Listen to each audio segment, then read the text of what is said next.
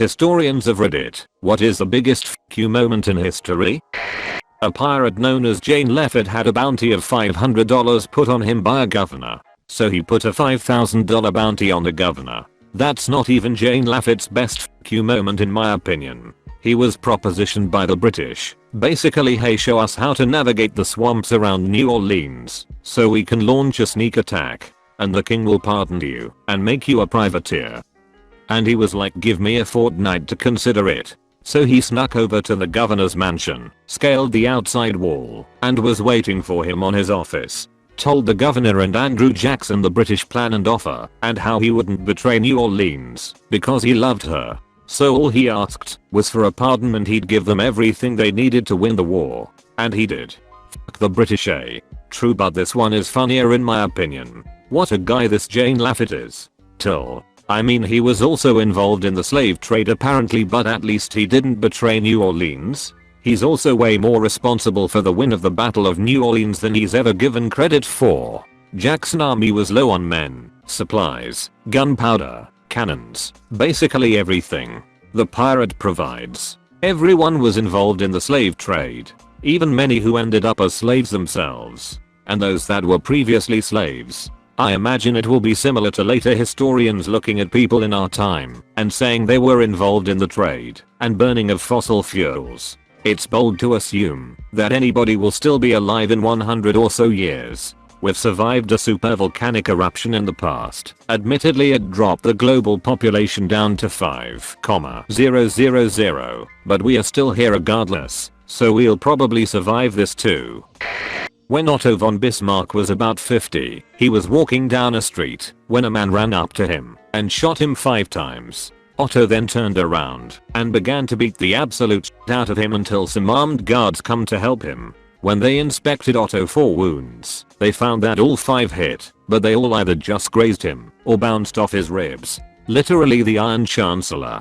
German quality. Deutsche Qualität. Just like it's supposed to be. The man was 200% efficiency. Precision German engineering. Superior German technology. Napoleon invited his brother-in-law to speak with him before his coronation as emperor to remind the brother-in-law that he objected to Napoleon marrying Josephine because Napoleon would amount to nothing. What I'm getting from this whole thread is that the biggest fuck you in history was just Napoleon in general. To be honest, that's actually not wrong with all the wild he did.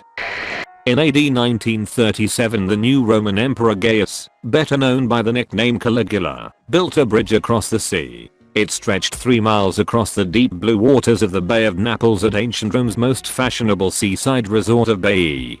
But Caligula's was no ordinary bridge. It was a temporary, floating structure built on wooden pontoons, a costly and impressive feat of engineering. It served a single purpose before being dismantled. On a day of boiling heat watched by crowds of spectators, Caligula rode across the bridge. His armor glinted in the sunlight, for the 24-year-old emperor had dressed himself in the golden breastplate of the legendary Greek hero Alexander the Great. On the following day, Caligula made the journey in reverse, this time riding in a chariot, followed by soldiers of his personal guard. It was a pointless piece of showmanship, lost on the majority of the crowd, several of whom fell drunkenly to their deaths in the sea after 2 days partying. One historian claimed Caligula pulled the stunt to disprove a prophecy that he had no more chance of becoming emperor than of riding a horse across the Bay of Baiae. Threatening to make his horse a consul was also in the same vein. It wasn't a serious consideration born out of madness, but rather an insult to the Senate.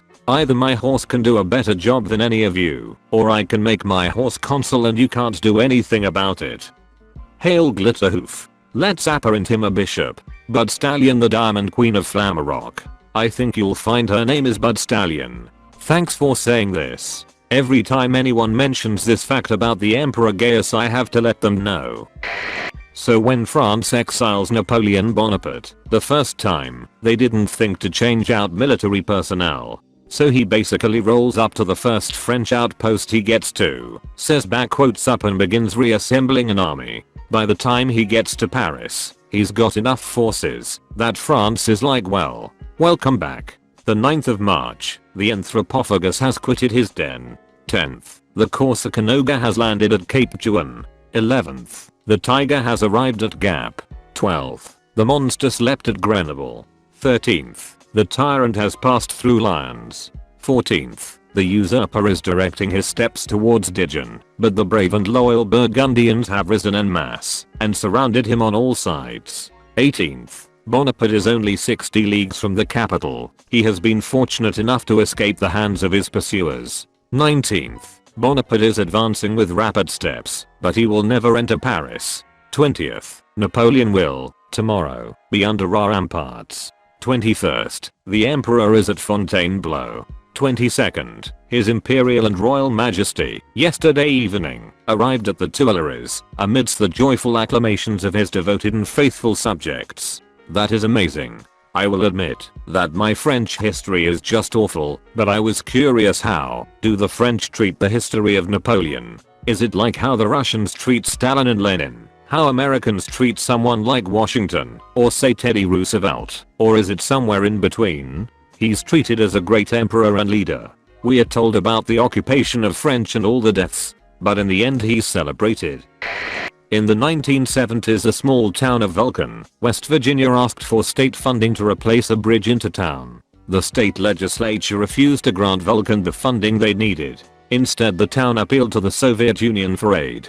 After hearing about the request, the state legislature immediately granted over $1 million for the town to build a new bridge. If a small town in WV asking for Soviet funding in the middle of the Cold War isn't a big middle finger to the state government, then I don't know what is. Reminds me of in 1982 the town of Key West, Florida seceded from the Union as the Conch Republic, declared war on the United States, then surrendered and asked for $1 billion in foreign aid. This was in response to a border checkpoint that effectively cut them off from the rest of the US and hurt tourism. We seceded where others failed. You can buy the flag all over Key West in tourist shops. Sounds like a good place to set up a shell corporation. That sounds like the plot to The Mouse That Roared by Leonard Wibberley.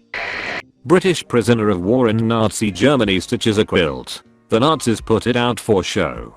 Hidden in Morse code, stitched in were the words Hitler and God Save the Queen.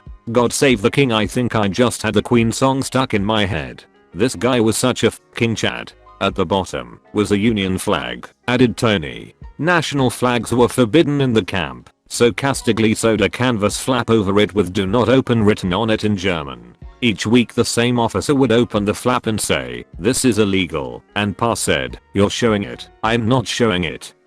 That's peak squaddy. Fucking A, the size.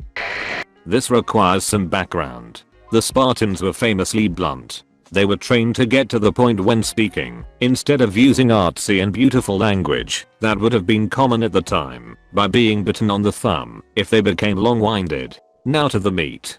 Philip II of Macedon, Alexander the Great's father, sent the Spartans a letter saying, "Would you like me to enter your land as friend or foe?" The Spartans responded with one word, "Neither." Philip was irate. He then sent another long-winded message. "If once I enter into your territories, I will destroy you all, never to rise again." The Spartans then sent back one word, "If." It was like putting your head in a lion's mouth, and I love it. Edit. I was typing in a car.